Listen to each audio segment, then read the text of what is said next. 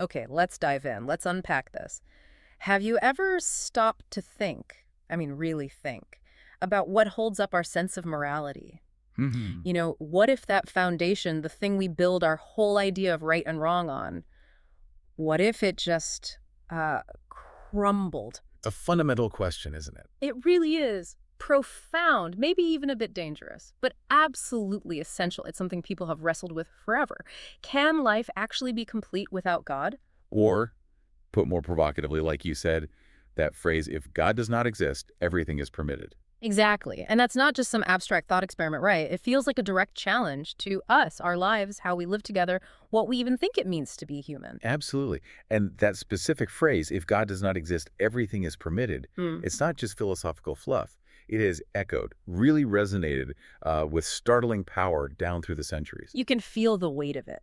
You really can. From ancient thinkers right up to the ethical tangles we find ourselves in today, it carries this massive historical and philosophical weight.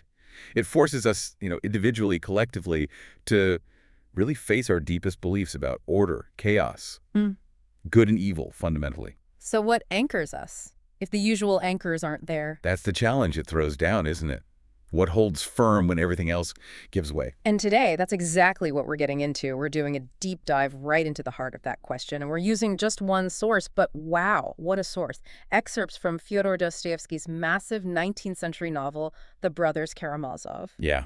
If you haven't encountered it, Yeah, buckle up. right. Because The Brothers Karamazov isn't, well, it isn't just a story. It's more like this huge, overwhelming sea. You've got philosophy, deep psychology, a murder mystery that keeps you guessing, intense family drama. It's all woven together. Sounds like a lot. It is. And through it all, Dostoevsky is trying to plumb, like, every possible depth of the human soul. What drives us? Why do we make the choices we do? What gives life meaning, really? So, our mission today. Our mission, yeah, is to kind of extract the gold, pull out the most important nuggets of insight from this incredibly rich, dense book. Think of it as maybe a shortcut, a way to grasp Dostoevsky's powerful thinking on faith, reason, love, and what that might mean for your own understanding of being human right now in this world. Okay, so to get a handle on these huge questions Dostoevsky is tackling, we need to meet the family, the Karamazovs. Right. Because Dostoevsky brilliantly uses this really messed up family as a kind of microcosm, a laboratory for looking at the human condition. Starting with the father, Fyodor Karamazov. Tell us about him. Fyodor, where to begin? The source paints a vivid picture. Dissolute, greedy, completely debauched. A man who's basically wasted his entire life on, well, wine, women, just pure self-indulgence. Not exactly father of the year. Not even close. He's almost cartoonishly awful. So repellent, zero moral compass. But you can't look away. It's like Dostoevsky needed the ultimate terrible father figure to guarantee his sons would have plenty to wrestle with, existentially speaking. And this moral vacuum he represents. Exactly. His complete lack of care, of decency, it sets the stage. It creates the fertile ground for every single conflict, every philosophical argument, and, yeah, ultimately, the crime that the whole story pivots on. He's the source of the chaos, in a way. He absolutely is. Fyodor isn't just some caricature of a bad guy. He's the destructive soil from which his son's big struggles grow. His selfishness, his failure as a father. It forces his sons to confront these massive questions about their own lives, their purpose, good versus evil. He's kind of the original sin of the story, the catalyst. He shows you the abyss that opens up when life has no moral brakes. And out of this chaos come the sons, the three legitimate sons. Dostoevsky uses them very deliberately, doesn't he? Oh, absolutely. With incredible insight. They aren't just characters. They're like three different forms of man, as the source says. Or maybe three different paths you could take in response to that big question we started with. What happens if God isn't in the picture? Each one embodies something fundamental about us. Precisely. They're almost archetypes, really. They let Dostoevsky explore the whole messy range of human nature. Passion, intellect, faith, and the consequences of following each path. Okay, let's take the eldest, Dmitry Karamazov. What's his path? Dmitri, our source describes him as passionate, impulsive, makes grand gestures, but crucially, not evil at heart. Okay. He's got that same raw, intense emotional energy as his father, that capacity for going overboard. Hmm. But unlike Fyodor, there's a struggle inside Dmitri, a conscience. He battles his own weaknesses. So he feels things deeply. Intensely. Love that borders on obsession, hatred that could just explode, very strong sense of honor, but also crippling shame. He's often seen as representing the body, the physical, sensual side of man, or maybe more accurately, the heart. Raw emotion impulse. Right. The feeling part of us. Exactly. And in Dmitri's inner life isn't just a battle, it's like an active war zone. The source says, the war between God and the devil is fought in his own heart. That sums him up perfectly. That sounds like a lot of people, maybe. It really does. He embodies that universal human thing, wrestling with desires, impulses, being pulled towards good, then yanked towards sin. One minute he can be incredibly noble, generous, capable of huge love or self-sacrifice. And the next. The next, he can be lost in a fit of rage, drunk, doing something totally destructive. Yeah. Just like his father, he's all extremes.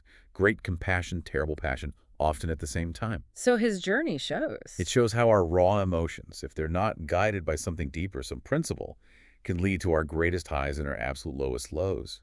He's so flawed, but he longs for beauty, he just can't control himself.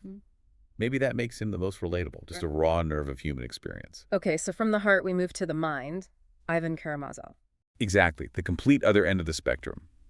Ivan. He's the brain of this story. Brilliant, highly educated, spent time studying in Europe, absorbed all the Enlightenment ideas, rationalism, science. He represents the mind, pure intellect, reason. Yes, cold intellect, you could say. Reason kind of detached from emotion or faith. And this intellect leads him where? That leads him to this profound, almost crushing skepticism.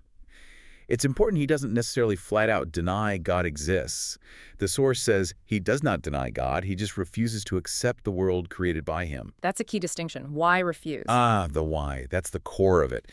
And it's deeply moving, actually. Ivan cannot reconcile an all-powerful, loving God with the sheer amount of pointless suffering in the world, especially the suffering of innocent children. That specific point hits hard. It does. He brings up these absolutely harrowing examples, a child torn apart by dogs, a little boy abused by his parents, things so awful, so devoid of any possible justice, that they force you, the reader, the listener, to confront the limits of your own belief in a just world. And he makes this famous declaration. It's chilling, really. If the building of paradise has to be built on the tears of a tortured child, I would thank you and return my ticket. Wow. His logic is stark. A God who allows this is either cruel beyond imagining or powerless. Neither option is acceptable to Ivan. So he says, I cannot accept his creation, his morality, his plan. He rebels against this system. And this is the character who gives us that line. This is him. Yeah. Ivan's the one who explicitly lays it out. If God does not exist, there is no foundation for morality, and everything is permitted. For Ivan, if there's no divine anchor, morality is just. Well, it's made up. A human construct with no real universal truth behind it. Which leads to a terrifying place. A truly terrifying conclusion about right and wrong just. Yeah. Dissolving. His whole intellectual world is built on this. And here's where it gets really interesting, I think, for you listening right now. What does that argument, that powerful logical rejection of a divine moral code, what does it do to your sense of justice? Right. What happens when logic is the only thing left? When compassion, maybe innate kindness, gets pushed aside by pure, cold reason? It really makes you question where your own moral lines are drawn, doesn't it? It absolutely does. It forces you to look at your own foundational beliefs. If reason is the only judge, what happens to empathy? Yeah. To mercy? To forgiveness? Ivan pushes us into that cold, rational, godless landscape, and frankly, it's unsettling. Okay, so we have the heart in Dmitri, the mind in Ivan. What about the third brother, Alexei Karamazov? Alyosha, yes. The source calls him the hero of this story. He's the youngest, training to be a monk, living in a monastery. He's defined by his goodness, his capacity for love, his deep faith, though it's a faith that gets tested. So he represents the soul. Exactly, the soul. Faith, spiritual love, but an active love, an intuitive kind of understanding. And his faith. It's not blind. That's critical. It's absolutely not blind faith. He doesn't hide from the world in the monastery. In fact, his elder specifically sends him out of the monastery. Out into the messy world. Out into the mess, to engage with it, to live his faith through action, through selfless compassion. He participates in the suffering of people. He listens. He comforts. He's kind, even when people are awful to him. Which is totally different from Ivan's approach. Completely different. Ivan rejects the world's suffering from an intellectual distance. Alyosha dives into it, armed with love. His path is Dostoevsky's counter-argument. It's a living example of a spiritual response to suffering, not just a theoretical one. It sets up the core tension of the whole book. So faith, not as an escape, but as engagement. Precisely. A profound commitment to humanity, even with all its flaws. finding meaning right there, in the middle of the chaos. Okay, 3 legitimate sons, each a different path. But there's one more son, isn't there? The illegitimate one, Smerdyakov. Ah, yes. Smerdyakov. Often overlooked, but absolutely crucial. He's Fyodor's son from a local woman who was mentally disabled. He works as the family cook. He's quiet, resentful, observant, and surprisingly intelligent in a cunning sort of way. And his role. Why is he so critical? He's critical because he is the horrifying living proof of what happens when Ivan's philosophy, everything is permitted, moves from abstract theory into practice. He puts it into action. He does. Smerdyakov listens closely to all of Ivan's sophisticated talk, his theories about God being absent, morality being relative, and he applies it with brutal, amoral literalness. He translates it not into words, but into action. He becomes the instrument. The instrument of that dangerous philosophy, finding its real-world horrific expression. He embodies the terrifying endpoint of Ivan's logic, stripped bare of any intellectual gloss. He's the reality of a world with no moral anchors, just cunning and self-interest. So if reason alone is the guide, Smerdyakov is the dark outcome. He's the darkest possible outcome, yes. Yeah. The potential for total nihilism made flesh. Okay, so we have this incredibly volatile mix. The debauched father, the passionate son, the skeptical intellectual, the resentful amoral servant. And then comes the crime. Yes. The central event, the brutal murder of Fyodor Karamzov. And the motive seems clear enough. The sons hate him, there's money involved, and there's a woman, Grushenka, who both Fyodor and Dmitri are obsessed with. A tangled mess. A complete mess. And Dmitri, because he's made threats, because he's violent, because everyone knows he hates his father, he's the immediate suspect. He gets arrested and charged. Seems open and shut. But Dostoevsky isn't just writing a whodunit. Not at all. He uses the murder mystery structure, but he pivots immediately. From the simple who did it to the much deeper, more unsettling question, who is responsible? Responsibility again. Exactly. The real question isn't just identifying the killer's hand. It's forcing us to ask, who bears the responsibility for this? Is it only the person who struck the blow? Or is Ivan also responsible? His philosophy, after all, prepared the ground for the murder. It gave Smerdyakov the intellectual permission, didn't it? Which raises that incredibly uncomfortable question for us, for you listening. Are we responsible not just for our actions, but for our thoughts? For the ideas we put out into the world? For the intellectual seeds we plant, even if someone else harvests them? That's heavy. The weight of our thoughts, our words, the ideas we champion, having real, maybe even deadly consequences. It suggests this profound level of accountability, way beyond just the physical act. It makes you pause, doesn't it? Consider the ethical weight of your own beliefs and whether abstract ideas, once they're out there, can take on a destructive life of their own. Ideas having consequences. Dostoevsky shouting it from the rooftops. Ideas have consequences, not just in books, but in blood. And speaking of Ivan's ideas and their consequences, this takes us right to maybe the most famous, most analyzed part of the whole novel, the Grand Inquisitor, the philosophical heart of the book, people say. Absolutely. It's an incredible piece of writing, almost a standalone work within the novel. It's actually a poem, or maybe a prose poem, that Ivan himself wrote. Ivan wrote it. Yes. And he recounts it to his devout younger brother, Alyosha. And crucially, this happens before Fyodor is murdered. Why is that timing important? Because it shows us the depth of Ivan's thinking, his core philosophical struggle, before the crime unfolds. It's not a reaction to the murder, it's part of the intellectual current leading towards it. It's Ivan presenting the most powerful case against Christ's way that Dostoevsky could imagine. A confrontation of worldviews. So what's the scenario Ivan imagines in this poem? It's incredibly dramatic. He imagines Jesus Christ returning to earth. But not back then, in Judea. No, he comes back in 16th century Seville, Spain. Right in the middle of the Spanish Inquisition. Exactly. The height of his power and terror. And Jesus just appears. He doesn't announce himself. He just is there. He starts performing miracles quietly. He heals someone. He raises a little girl from the dead right there in the cathedral square. And people. The people recognize him. Instantly, there's this pull, this reverence. They're drawn to his presence, his love. But the authorities notice. Oh, yes. The Grand Inquisitor himself, a 90-year-old cardinal, the embodiment of the church's iron fist. He sees Jesus, recognizes him immediately, and orders his guards to arrest him. Arrest Jesus, throws him into a dark prison cell. Later that night, the Inquisitor goes down to the cell alone. And this is the core of the chapter. He doesn't ask questions. He doesn't seek blessing. He delivers this long, powerful, unbroken monologue. A monologue to Jesus. To a silent Jesus, yes. Yeah. And it's an attack, a critique of Christ's entire mission, especially the gift he gave humanity, freedom. And how does he start this attack? He starts with a challenge, almost an accusation. Why have you returned here to interfere with our work? He sees Jesus' return not as salvation, but as a disruption, a threat to the order, the stability, the happiness the church has built. Happiness built by the church. That's his claim. And then he lays out this incredibly cynical but powerful argument against human freedom. He tells Jesus, you gave man the greatest thing, freedom, but man cannot bear the burden of this freedom. Too heavy for us. That's his argument. Humans are weak, he says. They can't handle it. They don't really want spiritual freedom. What they want, what they need is bread, basic security. They want safety. And crucially, they want someone to tell them what is right and what is wrong. They want certainty. Certainty. They want to be led to hand over the agony of choice, the terrifying responsibility that comes with freedom. And the church. The church, according to the Inquisitor, understood this human weakness. So they corrected Jesus' work. They took away that terrible burden of freedom, and in return, they gave humanity happiness, a managed happiness built on obedience. How did they manage that? He makes a shocking claim. He says the church accepted the 3 temptations the devil offered Jesus in the wilderness, the very things Jesus rejected. Which were? Mystery, miracle, and authority.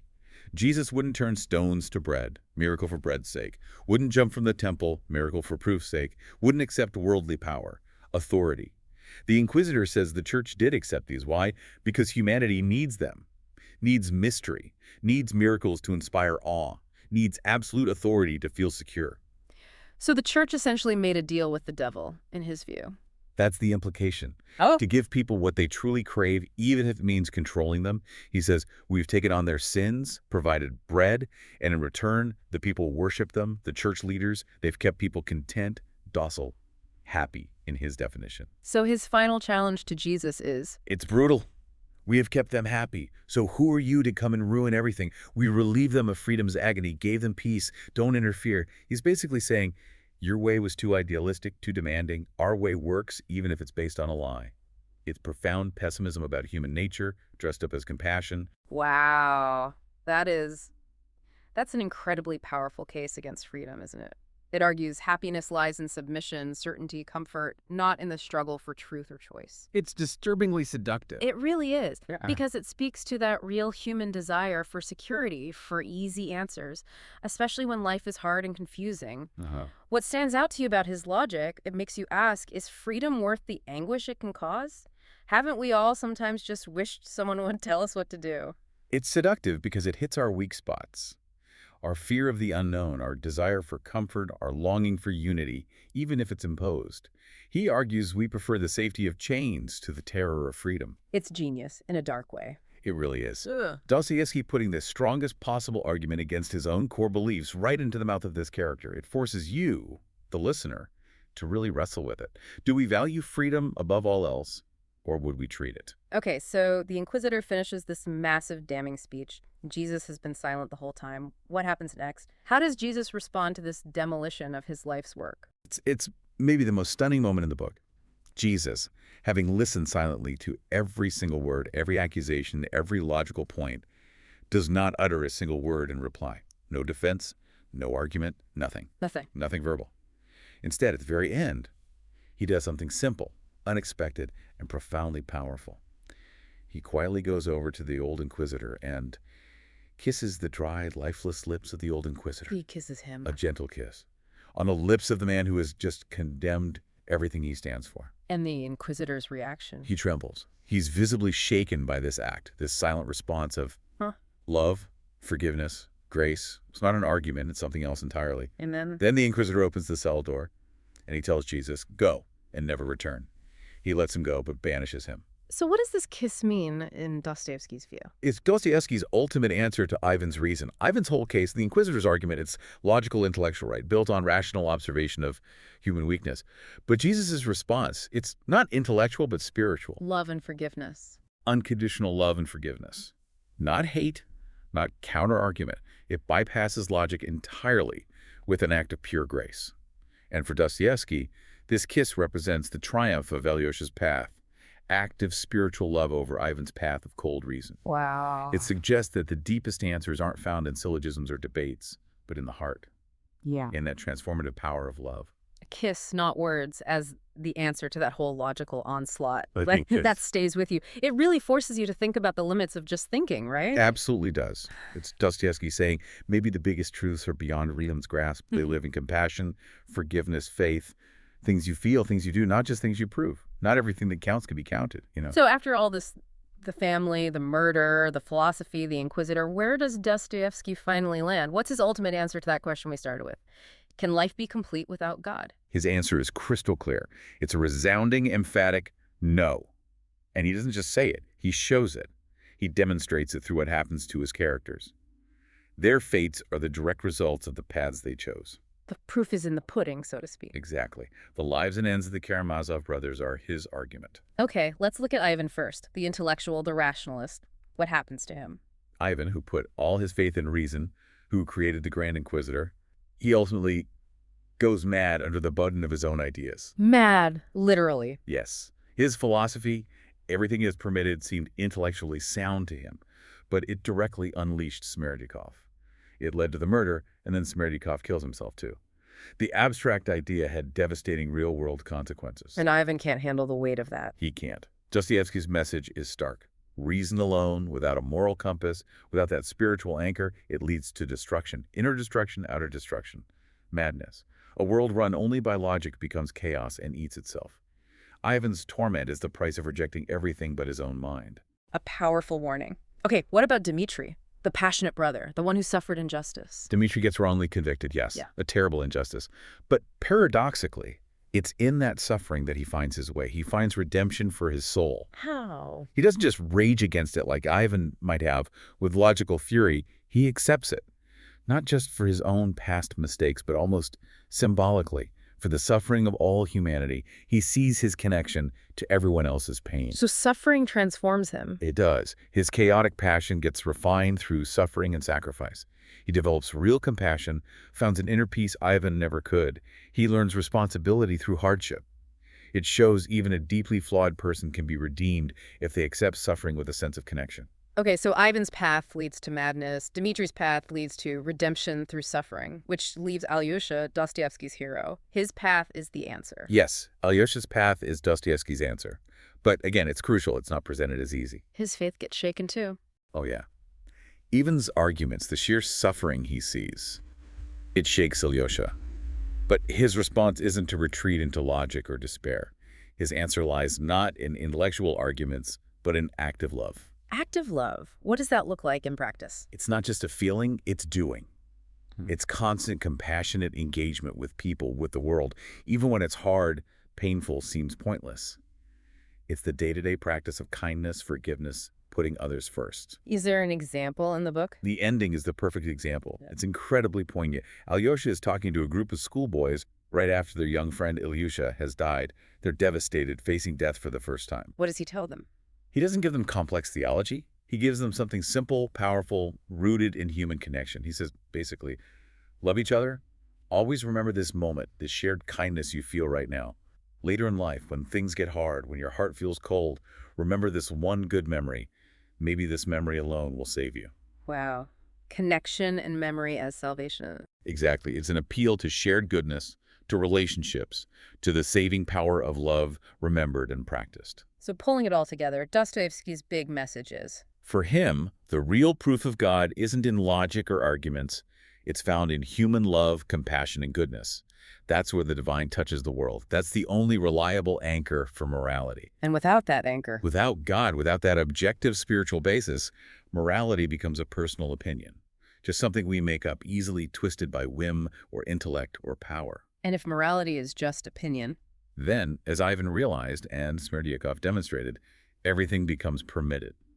The only thing that gives life true completeness and meaning, Dostoevsky argues, isn't cleverness or power, but that active love that we give to each other. That selfless connection is what saves us. so love as the ultimate anchor, not reason, not power, but active, engaged love, that's the bulwark against chaos. That's his profound conclusion. It's about where true human meaning lies, even when things seem incredibly dark. And it feels timeless, doesn't it? Still incredibly relevant. Maybe even more relevant today. In a world that often seems to prize reason, science, individual success above everything, Dostoevsky gives us this powerful reminder. That we're more than just minds. Exactly. We're not just minds. We're heart, we're soul too. And forgetting that, as Ivan's story shows, is perilous. It leads to imbalance, maybe even madness. Dostoevsky challenges us to integrate it all, to find meaning not just in answers, but in connection, in love.